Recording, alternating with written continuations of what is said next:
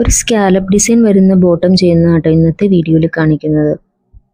Material 4ആയിട്ട് മടക്കിയിട്ടതിന് ശേഷം ഈ video കാണുന്നത് പോലെ ലെങ്ത്ത്, വണ്ണം, ക്രോച്ച് ലെങ്ത്ത്, അതുപോലെ നമ്മുടെ കാലിൻ്റെ വണ്ണം എല്ലാം അടയാളപ്പെടുത്തണം കേട്ടോ.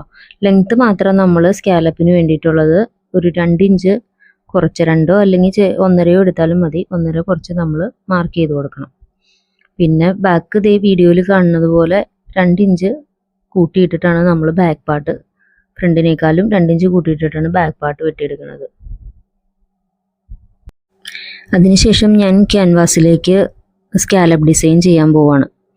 അപ്പോൾ ആദ്യം തന്നെ നമ്മളൊരു പീസ് കട്ട് ചെയ്തിട്ട് വരച്ച് ചെയ്യുവാണെങ്കിൽ നമുക്ക് പെട്ടെന്ന് തന്നെ ഫുൾ ഡിസൈൻ നമുക്ക് വരച്ചെടുക്കാൻ പറ്റും. ഈ വീഡിയോയിൽ കാണുന്നത് പോലെ ഒരു പീസ് വെച്ചിട്ട് നമുക്ക് സ്കാലപ്പ് ഇതുപോലെ പെട്ടെന്ന് വരച്ചെടുക്കാൻ പറ്റും. ഞാനിപ്പോൾ ഒരു പെൻ വെച്ചിട്ടാട്ടോ ഇവിടെ സ്കാലപ്പ് ചെയ്തെടുക്കുന്നത്.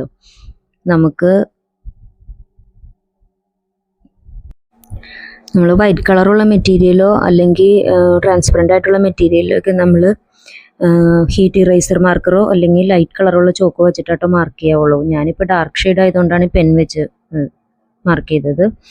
അതിനുശേഷം നന്നായിട്ട് ഇതുപോലെ അയൺ ചെയ്ത് വെച്ച ക്യാൻവാസ് ഇതുപോലെ മെറ്റീരിയലിൽ വെച്ച് അടിച്ചെടുത്ത് മറച്ചതിന് ശേഷം ഒന്നും കൂടെ ഒന്ന് അയൺ ചെയ്ത് വെച്ചിരിക്കുന്നതാണിത്. അതിനുശേഷം ബോട്ടത്തിൻ്റെ സൈഡ് രണ്ടും ജോയിൻറ്റ് ചെയ്തിട്ട് അടിയിൽ ഇതുപോലെ സ്കാലപ്പിൻ്റെ പീസ് വെച്ചിട്ട് ഞാൻ ജോയിൻറ്റ് ചെയ്തെടുത്തു. അതിനുശേഷം വണ്ണം, ക്രോച്ച് എല്ലാം കൂട്ടി യോജിപ്പിക്കുകയാണ് ഇപ്പോൾ ചെയ്യണത്. ബോട്ടത്തിൻ്റെ ബാക്ക് സൈഡിൽ എലാസ്റ്റിക്കും ഫ്രണ്ട് സൈഡ് പടിയും വരത്തക്ക രീതിയിലാണ് കേട്ടോ ബോട്ടം അടിക്കുന്നത്. ഈ ബോട്ടത്തിൻ്റെ ഫിനിഷിംഗ് ആയ ലുക്ക് ഞാൻ വീഡിയോയുടെ അവസാനം കൊടുത്തിട്ടുണ്ട്. അപ്പോൾ എൻ്റെ വീഡിയോ ഇഷ്ടമായ എല്ലാവരും ലൈക്ക് ചെയ്യണം. പിന്നെ ഇതിനകത്ത് സജഷൻസ് എന്തെങ്കിലും ഉണ്ടെങ്കിൽ എന്നെ കമൻറ്റ് ചെയ്യണം കേട്ടോ. അപ്പോൾ ഇന്നത്തെ വീഡിയോ എല്ലാവർക്കും ഇഷ്ടമായി എന്ന് ഞാൻ വിചാരിക്കുന്നു. ഇനി നാളെ കാണാം.